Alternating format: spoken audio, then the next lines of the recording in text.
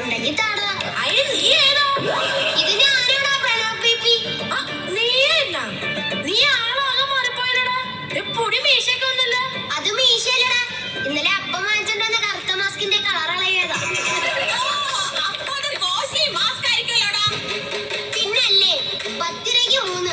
പിന്നെ ഒന്നുകൂടെ പേശി പിടിച്ചാൽ 4 പോരും. താമസിച്ചത് 2 കൊല്ലം കഴിഞ്ഞ് സ്കൂൾ തുറക്കുക. ഇന്നെങ്കിലും നിനക്ക് നേരത്തിലും കാലത്തിലും വന്നോടെ. എനിക്ക് വഴിതെറ്റി പോയടി. പിന്നെ ഞാൻ ഗൂഗിൾ മാപ്പ് ഒക്കെ ഇട്ടങ്ങ് പോകും. അതിരിക്കട്ടെ, നിന്റെ പേരെന്തായിരുന്നു? ഞാനങ്ങ് മറന്നുപോയടി. Devananda. Oh very rare name. അല്ലടി, നിന്റെ അച്ഛന്റെ പേരെന്തായിരുന്നു? Aneesh Kumar. Oh very very rare name. Online class ആയിരുന്നു നല്ലത്. അതാവുമ്പോ വല്ല അച്ചപ്പോ കുഴലപ്പോ വല്ലതും കഴിച്ചിരിക്കാൻ. നിനക്ക് ഈ ഒറ്റ വിചാരമേ ഉള്ളോ? നിനക്കത് പറയാം. കണക്ക് സാറിന്റെ ക്ലാസ്സിലായിരുന്നു മടക്ക് സാധനം നിന്നതിന്റെ ത്രില്ല്. അതൊന്നും വേറെയാണ്. ടീച്ചർ, അതിനിത് ഓൺലൈൻ ക്ലാസ് അല്ല. അതെനിക്കറിയാം. നിന്റെയൊക്കെ വായടിച്ചു വെക്കാനാ ഞാൻ പറഞ്ഞത്. ഇത് ഇംഗ്ലീഷ് മീഡിയം പഠിക്കാനേ ടീച്ചർ ഗ്രൂപ്പിൽ പറഞ്ഞായിരുന്നു. ഓക്കെ വരും, ഞാൻ ഓർക്കുന്നുണ്ട്. മിടുക്കൻ. അടിച്ചിട്ട് ഈ പൾപ്പിസ്റ്റ് മണ്ണിയുടെ സ്വഭാവം മാറുന്നില്ലല്ലോ. ബാക്കിയുള്ളവരെ തല്ലുകൊണ്ടെങ്കിൽ നീ പോയി പഠിച്ചിട്ടുണ്ടോ? ടീച്ചർ ചോദിച്ചാൽ എന്തോ പറയും? എന്റെ ബാഗിൽ ഉപ്പിലിട്ട നെല്ലിക്കുണ്ട്. അതും വായി ഇട്ടുകൊണ്ട് തേനീയ ഭാവത്തിൽ ഒറ്റയിരിപ്പങ്ങിരിക്കണം. കണ്ടാ ടീച്ചർക്ക് പോലും കരച്ചിൽ വരണം. അച്ഛാതി എക്സ്പ്രഷൻ ആയിരിക്കണം. എല്ലാരും പോയം പഠിച്ചിട്ടുണ്ടല്ലോ. അഭിനവ്, ആദ്യം ആ പോയോന്ന് ചൊല്ലു. എന്താ അഭിനവ് ചോദിച്ചത് കേട്ടില്ലേ? എനിക്ക് റേഞ്ച് ഇല്ല ടീച്ചർ. ഇപ്പൊ നിനക്ക് റേഞ്ച് കിട്ടുന്നുണ്ടോടോ? ഇപ്പൊ കുറേശ്ശെ കിട്ടുന്നുണ്ട് ടീച്ചർ. ഓരോരോ ഉടായ്പ കൊണ്ട് വന്നോളും. ഓൺലൈൻ ആണെങ്കിലും ഓഫ്ലൈൻ ആണെങ്കിലും എന്ത് ചോദിച്ചാലും വായ പൊളിച്ചങ്ങ് ഇരുന്നോണം. ടീച്ചർ ഇനി ലോക്ക്ഡൌൺ ആയ പിന്നെ ഓൺലൈൻ ക്ലാസ് ആക്കുമോ? ഇനി ഓൺലൈൻ ക്ലാസ് ആക്കി പഠിപ്പിക്കാൻ വേറെ ടീച്ചറെ നോക്കിക്കോണം. നീയൊക്കെ കാരണം എന്റെ 3 ഫോണിന്റെ ഡിസ്പ്ലേ പൊട്ടിയത്.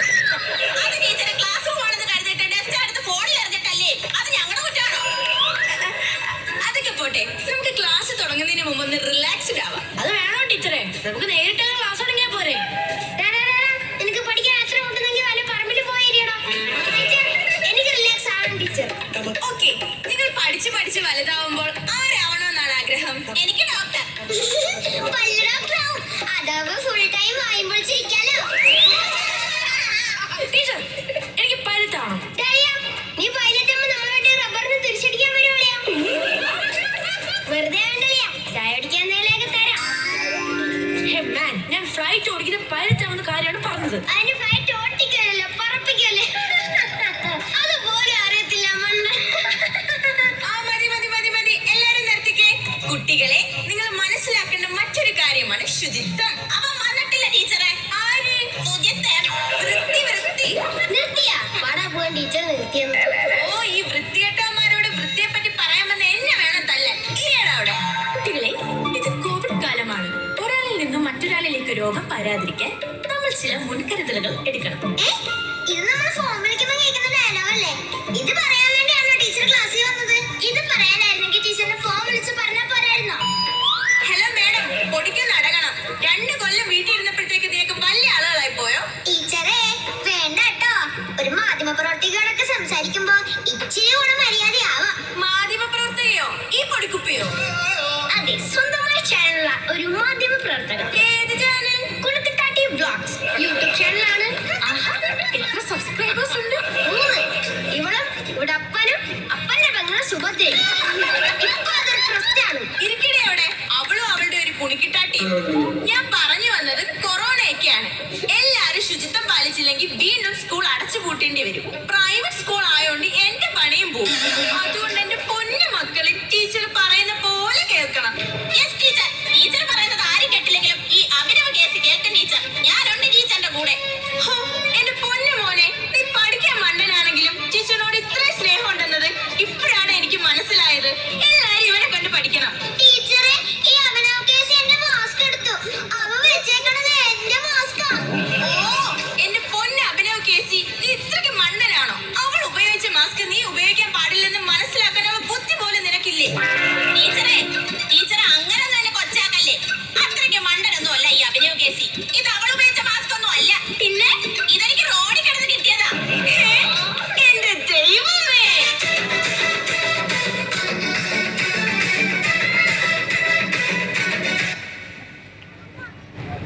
കേറി